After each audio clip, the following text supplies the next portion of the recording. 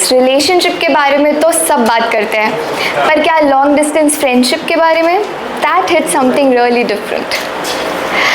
तो जब ये शुरू हो रहा होता है तो बड़े बड़े वादे करते हैं कि रोज़ बात करेंगे, हर महीने मिलेंगे, हर साल एक ट्रिप प्लान करेंगे, पर जब रियलिटी हिट होती है तो क्या होता है? उस पर एक लाइन लिखी थी कि we are always online but going offline from each other life day by day. तो goodbye title of my story शुरू करते हैं। रुको, मैंने ज़ोर से चिल्ला के कहा, पर फिर भी वो रुकी नहीं।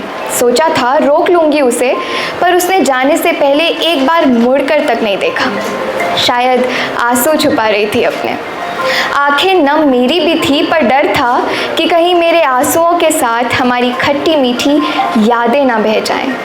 इसलिए लंबी गहरी सांस भर के अपनी आंखें बंद कर मैंने हमारी यादों को फिर से जीने का सोचा।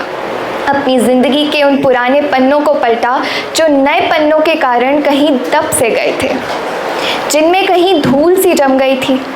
मैंने धूल को अपने हाथ से सहलाकर छुपे शब्दों में अपने बचपन को एक बार फिर से जीने का सोचा। मैंने एक बार फिर सब भूलकर बच्चा बन जाने का सोचा।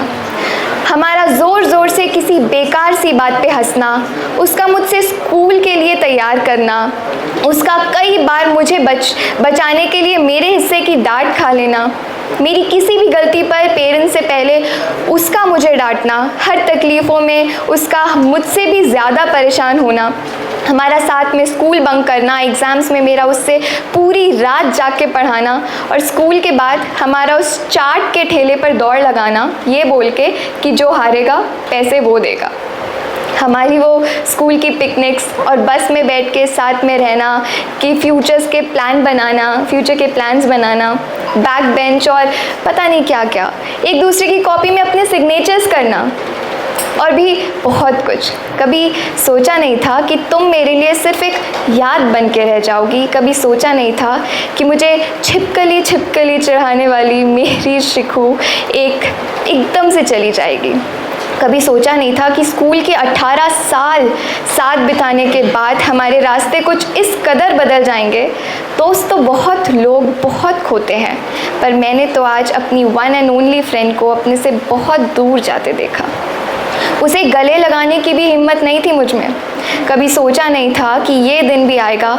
स्कूल में हमें सब सिखाया जाता है, एक बेहतर इंसान बनाया जाता है, पर ये तो कोई सिखाता ही नहीं कि किसी अपने को आखिरी अलविदा कैसे कहना चाहिए। जिसके साथ ज़िंदगी के हर सुख दुख बांटे हों, उसके बिना बची हुई ज़िंदगी कैसे गुजारनी चाहिए। मैं वो भी मुझसे बिना मिले ही चली गई। मन कैसे माना उसका। अगली मुलाकात की खबर हम दोनों को ही नहीं थी, पर पहल किसी एक ने भी नहीं की। शायद गलती मेरी ही थी। नए दोस्तों के आने के कारण मैं उसे वक्त ही नहीं दे पाई।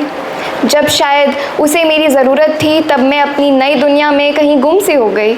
उसे मैंने कुछ ज़्यादा ही फॉर ग्रांटेड ले लिया। यही तो करते हैं हम। अब क्या करती मैं भी। ज़िंदगी का नया सफ़र शुरू हुआ था। सब जानते हैं कि नई कॉलेज लाइफ क्या होती है, कितने सारे सपने और कुछ करने की चाह, खूब सारी मस्ती और कुछ नए दोस्त। इन सब के बीच मेरे पुराने रिश्ते कहीं दब से गए थे, बिल्कुल वैसे ही जैसे नए पन्नों के नीचे पुराने पन्ने दब जाते हैं। अरे नेगेटिव मत सोचिए, हमारी दोस्ती टूटी नहीं, बस हमारे बॉन्ड से एक शब्द चला गया, कंफर्ट। और शायद यही कारण था ना कि मैं ना वो उस दिन जब वो जा रही थी नई ज़िंदगी शुरू करने, तब मुझे तकलीफ़ से ज़्यादा गिल्ट और उस वजह से ज़्यादा डर लग रहा था कि वो मुझे भूल जाएगी। एक बार वो मुझसे दूर गई तो मैं उसे हमेशा के लिए खो दूँगी, क्योंकि मैंने भी तो कुछ ऐसा ही किया था उसके साथ। यही सब सोचते सोचते मैंने चाय की गरम प्याली उठाई और चुस्की लेते ही मेरी जीभ जल गई। शायद ये भी मेरी करनी की ही सज़ा थी, पर इससे पहले मैं कुछ भी और कहती या सोचती, मेरी माँ का बुलावा आ गया। किसी तरह मैंने खुद को संभाला। फेक सी स्माइल लेके मैं अपने कमरे से बाहर निकली ही थी कि माँ ने मेरे हाथ में एक डब्बा पकड़ाया और कहा, शिखा जाते जाते दे के गई थी।